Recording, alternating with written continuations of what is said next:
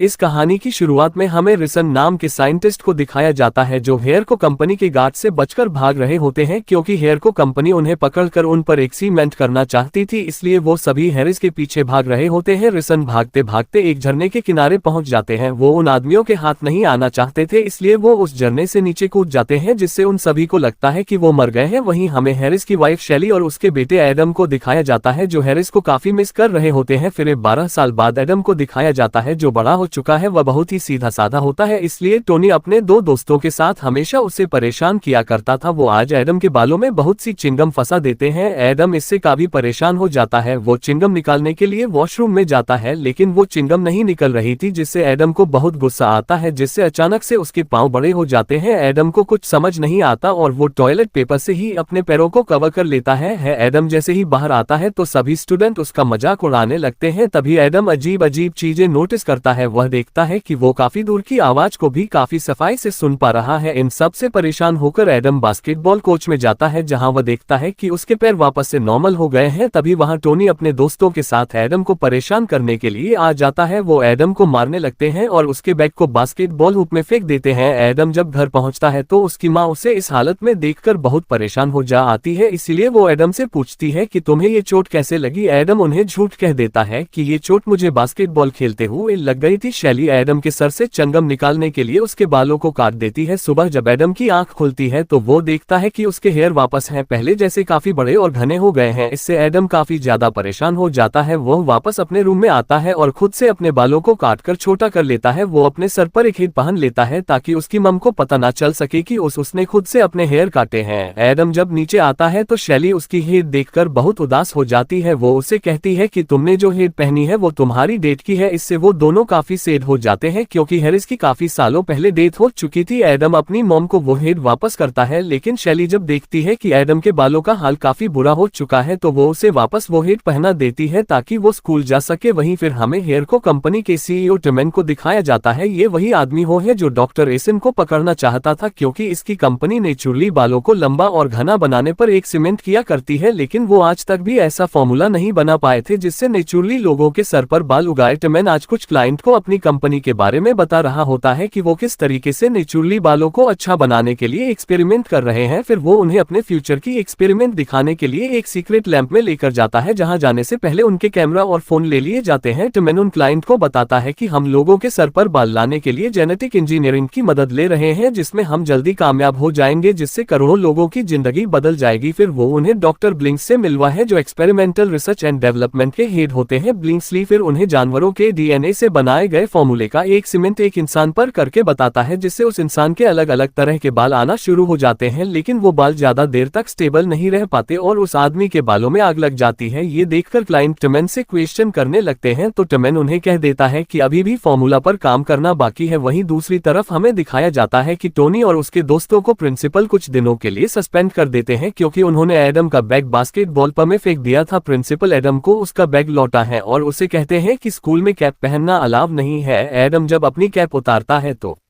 वो देखता है कि उसके बाल फिर से लंबे और घने हो गए हैं। एडम स्कूल खत्म होने के बाद जब वापस घर लौट रहा होता है तो टोनी और उसके दोस्त एडम को परेशान करने के लिए आ जाते हैं क्योंकि उसकी वजह से उन्हें सस्पेंड किया गया था। वो एडम की हेड ले लेते हैं और उसे फाड़ने लगते हैं जिससे एडम को गुस्सा आ जाता है क्योंकि वो हेड उसके डेट की होती है। वो टोनी को नीचे गिराकर हेड लेकर वहां से भागने लगते हैं। वो भागकर सीधा अपने घर चला जाता है लेकिन टोनी और उसके दोस्त उसे परेशान करने के लिए उसके घर के बाहर भी आ जाते हैं। वो एडम को बाहर बुलाते हैं लेकिन एडम बाहर नहीं आता तो तीनों एडम के घर का शीशा तोड़ देते हैं जिससे एडम को फ्लोर पर एक सीक्रेट बॉक्स दिखाई देता है। एडम जब उस मेटल के बॉक्स को बाहर निकालता है तो उसे उसमें बहुत से लेटर दिखाई देते हैं जो उसके डेड के द्वारा भेजे गए थे जो अभी कुछ ही हफ्तों पुराने थे। एडम की माँ जब घर आती है तो एडम उन पर बहुत गुस्सा होता है। वो उनसे पूछता है कि आपने मुझसे झूठ क्यों कहा कि मेरे डेड मर गए हैं। तो शैली उससे कहती है कि तुम्हारे डेड अभी जिंदा है लेकिन वो बहुत बड़ी प्रॉब्लम में है, इसीलिए तुम्हें मुझ पर भरोसा करना होगा। लेकिन एडम उसकी बात नहीं सुनता और उन्हें कहता है क्या आप आपने मुझसे पूरी जिंदगी झूठ बोला। एडम गुस्सा होकर रूम में चला जाता है। एडम उदास हुआ अपने डेट के बारे में सोचने लगता है और अब वो डिसाइड करता है कि वो खुद ही जाकर अपने डेट से मिलेगा, क्योंकि उसके पास उसके डेट का एड्रेस होता है जो उसे उन्हीं लेटर में से मिला था। एडम अपने घर की खिड़की से बाहर निकल जाता है ताकि उसकी माँ को पता ना चले कि वो उसके डेट से मिलने जा रहा है। वो हाईवे पर गाड़ियों से लिफ्ट मांगने लग जाता है क्योंकि वो पूरी तरीके से बारिश में भीग चुका था। एक ट्रक वहां आकर रुकता है। ट्रक ड्राइवर एडम से पूछता है कि तुम यहाँ क्या कर रहे हो, तो एडम उसे कहता है कि बस मुझे घर पहुंचना है जो रूट 89 पर है। तो ट्रक ड्राइवर उसकी मदद करने के लिए तैयार हो जाता है। वो रूट 89 की तरफ निकल जाते हैं। सुबह होते होते वो उस जगह पर पहुंच जाते हैं जो कि एक बहुत ही घना जंगल होता है। ट्रक ड्राइवर एडम को कहता है कि यहाँ तो कोई घर नहीं है, तो एडम बहाना बना देता है कि मेरा घर यहाँ से कुछ ही दूरी पर है। तो ट्रक ड्राइवर वहाँ से निकल जाता है। वहीं हमें दिखाया जाता है कि एडम की मॉम जब एडम को उठाने के लिए उसके रूम में जाती है तो वो देखती है कि एडम वहाँ नहीं है। इससे वो काफी परेशान हो जाती है। वो समझ जाती है कि एडम जरूर अपने डेट को ढूंढने निकला है, इसलिए वो एडम को लेने जाने के लिए निकल जाती है। वहीं एडम उस जंगल में अपने डेट को खोजने लग जाता है। वो एक क्लिफ पर पहुंचता है जहां वो जंगल के खूबसूरत नजारे को देखकर बहुत खुश होता है, लेकिन तभी उसे पीछे से किसी के गुर्रने की आवाज सुनाई देती है जिससे एडम काफी डर जाता है और वो वहां से भागने लगता है। लेकिन तभी वो जंगल में लगे एक ट्रैप में फंस जाता है जिससे वो बेहोश होकर रोड पर गिर जाता है। तभी दिखाया जाता है कि एक ट्रक तेजी से एडम की तरफ बढ़ रहा होता है और उस ट्रक ड्राइवर का ध्यान रोड पर बिल्कुल नहीं होता क्योंकि वो न्यूज़पेपर पढ़ने में बिजी होता है। लेकिन जैसे उसका ध्यान रोड पर जाता है तो वो देखता है कि एक साया उस लड़के को बचाकर ले गया है। वो अपने डैशके में चेक करता है तो ये देखकर हैरान हो जाता है कि बिगफुट उस लड़के को बचाकर लेकर गया है। वो इस बात की खबर न्यूज में दे देता है जिससे वो वीडियो काफी ज्यादा वायरल हो जाती है। ब्लेसली को भी इस बात का पता चल जाता है और वो इटमे को इसके बारे में बताता है। टिमन जब उस वीडियो को देखता है तो समझ जाता है कि बिगफुट और कोई नहीं बल्कि डॉक्टर हैरिस ही है, इसलिए अब टम हैरिस को ढूंढने के लिए उस ट्रक ड्राइवर के पास आता है ताकि वो ये पता लगा सके कि उस ट्रक ड्राइवर ने फोटो कहाँ खींची थी। वो ड्राइवर उन्हें उस जगह पर लेकर जाता है जहां टिमन जब उस जगह को अच्छे से चेक करवाता है तो उसे वहां एडम का बैग मिलता है क्योंकि गिरते वक्त एडम का बैग वहीं रह गया था। एडम के बैग से ईस्टमैन को उसके घर की लोकेशन का पता चल जाता है। वो अपने आदमियों को उसके घर भेजता है लेकिन वहां घर पर कोई नहीं होता तो ईस्टमैन के आदमी उस घर का गट तोड़ देते हैं और जब वो वहां उस घर की चेकिंग करने लगते हैं तो उन्हें वहां डॉक्टर हैरिस की पूरी फैमिली के फोटो मिलते हैं, जिससे अब वो समझ जाते हैं कि जिस लड़के को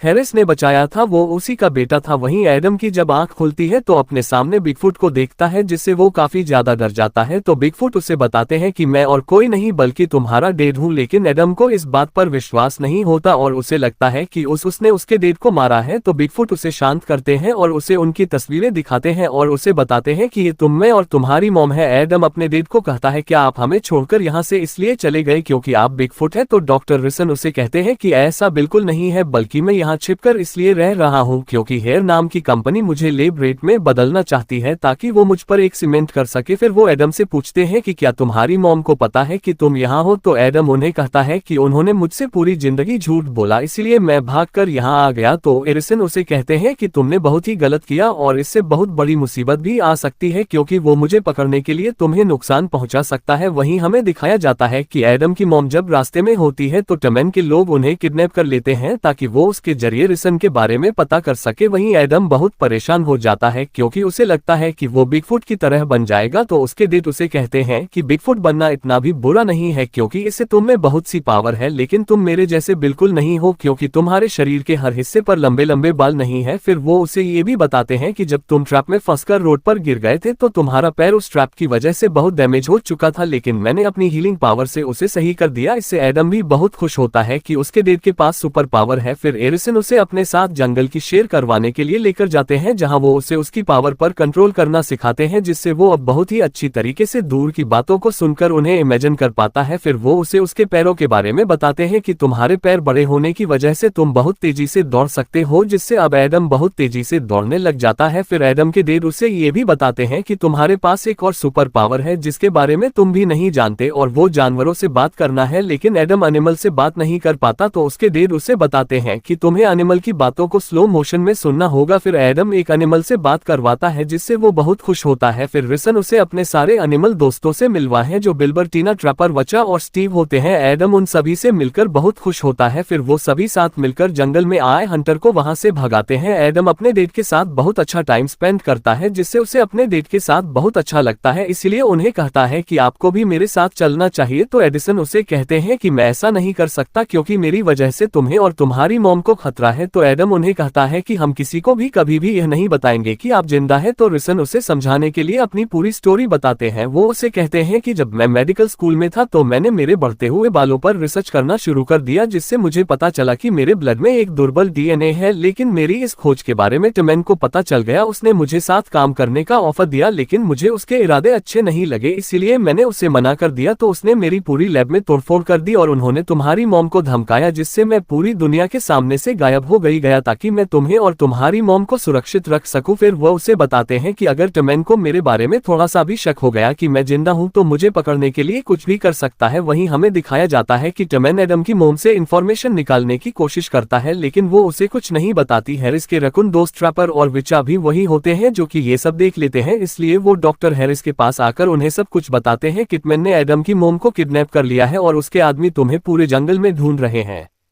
इससे डॉक्टर हेसन काफी परेशान हो जाते हैं। वो एडम को कहते हैं कि तुमने अपनी मॉम को मुसीबत में डाल दिया, तुम्हें यहाँ कभी आना ही नहीं चाहिए था। तो एडम उन्हें कहता है कि मैं इन सबको ठीक कर सकता हूँ, क्योंकि मैं उनके पास जाकर उन्हें बता दूंगा कि मैं जंगल में खो गया था। रिसन उसे रोकते हैं, लेकिन उनकी बात नहीं सुनता और भागकर टिमेन के आदमियों के पास चला जाता है, जिससे टिमेन के आदमी उसे पकड़कर उसकी मॉम के पास छोड़ देते हैं, क्योंकि टिमेन का प्लान होता है ताकि एडम उसकी मॉम से मिलकर उन्हें रिसन के बारे में बताए। लेकिन एडम बहुत ही चालाक होता है, इसलिए अपनी मॉम को अपने डेट की गलत लोकेशन बताता है, जिससे जब रिसन अपने आदमियों के साथ उस जगह जाते हैं तो वाटरफॉल में फंस जाते हैं, जिससे टिमेन को बहुत गुस्सा आता है और वो एडम को पकड़कर अपने साथ कार में ले जाता है। वो एडम से कहता है कि मैं तुम्हें आखिरी मौका देता हूं, तुम मुझे बता दो कि तुम्हारे डेट कहां है। लेकिन एडम उसे कुछ नहीं बताता। तो रिसन एक प्लान बनाता है। वो जंगल के एक हिस्से में आग लगा देता है और एडम को गाड़ी में लॉक करके उस आग में धकेला देता है, जिससे एडम का दम घुटने लगता है। वह कार से बाहर निकलने की कोशिश करता है, लेकिन वो ऐसा नहीं कर पाता और बेहोश हो जाता है। ये देखकर बिगफुट को अपने बेटे को बचाने आना पड़ता है। वो एडम को बाहर निकालकर उसे बचा लेते हैं, लेकिन इससे वो टिमेन के जाल में फंस जाते हैं। टिमेन बिगफुट को बेहोश कर देता है। एडम अपने डेट को उठाने की बहुत कोशिश करता है, तभी एक पेड़ उनके ऊपर गिरने लगता है। ये देखकर बिलब्दी बियर वहां आकर एडम को बचा लेता है। वो इरिसन को भी बचाने जाता है, लेकिन टिमेन उन्हें पकड़कर अपने साथ ले जाता है। फिर हमें दिखाया जाता है कि एडम की जब आंख खुलती है तो एडम सभी को कहता है कि मेरे पास एक प्लेन है जिससे मैं अपने डेट को बचा सकता हूँ, लेकिन उसके लिए मुझे तुम्हारी जरूरत है। तो कोई एनिमल साथ देने के लिए तैयार नहीं होता, क्योंकि उन्हें लगता है कि इंसानों से कोई जीत नहीं सकता। तो एडम उन्हें कहता है कि अगर उनकी जगह तुम में से कोई एक होता तो मेरे डेट तुम्हें बचाने के लिए जरूर आते। तो सभी एनिमल एडम का साथ देने के लिए तैयार हो जाते हैं। वो उसी होटल पर पहुंचते हैं जहां टिमेन के लोग रुके हुए थे, जो हेयर को कंपनी की तरफ निकलने लगते हैं। ये देखकर एडम और बाकी सभी एनिमल एक कार के ऊपर चढ़ जाते हैं। वहीं दूसरी तरफ स्टम्ना हैरिस पर एक सीमेंट करने लगता है, जिससे एरिसन बहुत गुस्सा हो जाते हैं। वो वहां तोड़फोड़ करने लगते हैं। तो टिमेन उन्हें कहता है कि अगर तुम हमारे साथ कोऑपरेट नहीं करोगे तो मैं तुम्हारी फैमिली को खत्म कर दूंगा। तो एरिसन भी उसके साथ कोऑपरेट करने के लिए मान जाता है। फिर वो उसका डीएनए निकालते हैं, जिससे वो एक सीरम बना लेते हैं और उसे उसी इंसान पर ट्राई करते हैं, जिससे इस बार उस इंसान की पूरी बॉडी हेयर से बढ़ जाती है। इससे वह बहुत खुश होते हैं। वहीं एडम और बाकी सब उस कार के थ्रू हेयर को कंपनी में पहुंचते हैं, जहां एडम अपने सुनने की पावर का यूज करके अंदर की सारी सिक्योरिटी के बारे में पता कर लेता है। इसलिए वो स्टीव द वुडपेकर को कह के सभी सीसीटीवी कैमरों को डिस्ट्रॉय करवा देता है, जिससे वह सभी छिपकर कंट्रोल रूम में पहुंच जाते हैं, जहां एडम को अपने डेड एक कैमरे में नजर आ जाते हैं, जो कि एक लैब में होते हैं। इसलिए वो सभी वहां जाने का डिसाइड करते हैं, लेकिन सिक्योरिटी को उनकी मौजूदगी का पता चल जाता है, इसीलिए सभी गार्ड कंट्रोल रूम की तरफ बढ़ने लगते हैं। ये देखकर सभी एनिमल एडम की मदद करने के लिए उन गार्ड्स पर अटैक कर देते हैं। एडम अपने डेड को बचाने के लिए लैब की तरफ बढ़ता है। वो अपनी सुपर स्पीड से सभी से बचता हुआ आगे बढ़ने लगता है, लेकिन बहुत से गार्ड उन्हें गर लेते हैं। तभी बिल्बर वहां आकर सभी को बचा लेता है। वो एडम को वहां से जाने को कहता है। एडम अपने डेड के पास जाने के लिए निकल जाता है, लेकिन एडम के सारे दोस्त अब डोर लगने की वजह से बेहोश हो जाते हैं। एडम अपनी फुल स्पीड में भागकर अपने डेड के पास पहुंच जाता है। एडम अपने डेड को कहता है कि हमें यहाँ से चलना चाहिए। तो एरिसन उसे कहते हैं कि मैं तुम्हारे साथ नहीं चल सकता, मैं यहीं रहूंगा, जिससे तुम और तुम्हारी मॉम सेफ रहेंगे। तभी टिमेन भी वहां आ जाता है और वो एडम को कहता है कि तुम्हारे फादर यहाँ अपनी मर्जी से रुके हैं और अब ये मेरे साथ काम करने के लिए तैयार है। तो हैरिस एडम को कहते हैं कि अपनी मॉम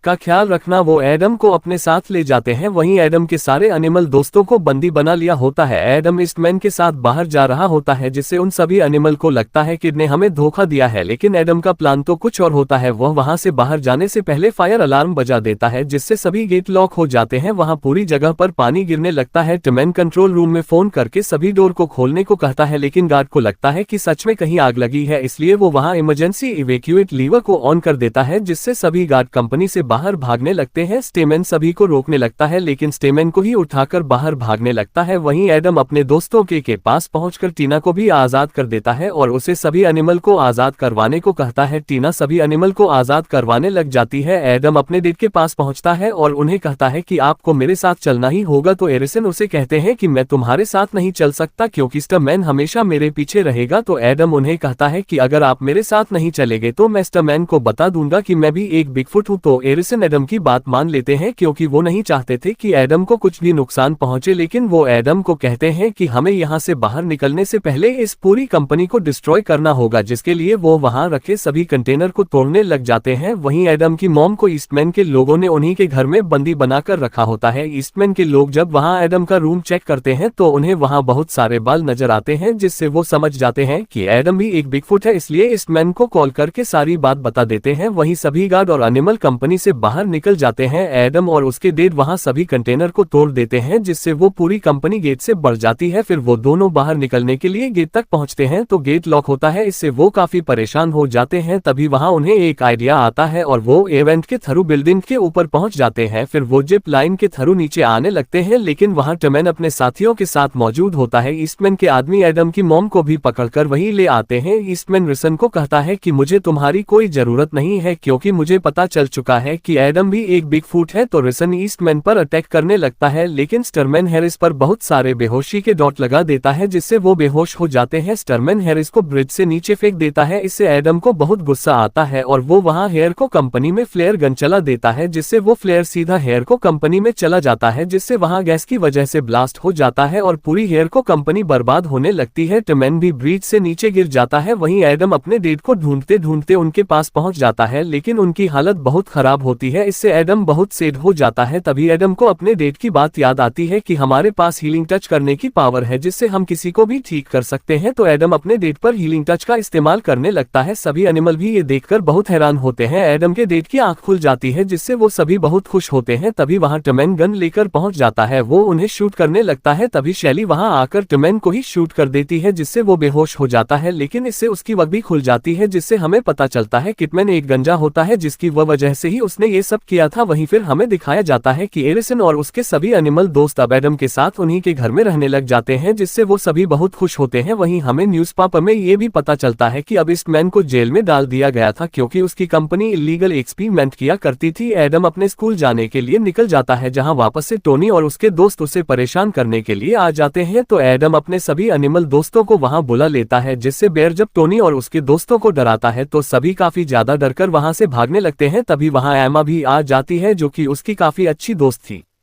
तभी अचानक एडम के पैर बड़े हो जाते हैं, जिससे एडम को बहुत बुरा लगता है, लेकिन एमा उसे कहती है कि तुम मुझे ऐसे ही अच्छे लगते हो। तो एडम बहुत खुश होता है कि कोई तो है जो उसे पसंद करता है। फिर वो दोनों साथ में स्कूल जाने के लिए निकल जाते हैं और यहीं पर ये मूवी एंड हो जाती है। गाइस, अगर आपको वीडियो पसंद आया हो तो इस वीडियो को लाइक करने के साथ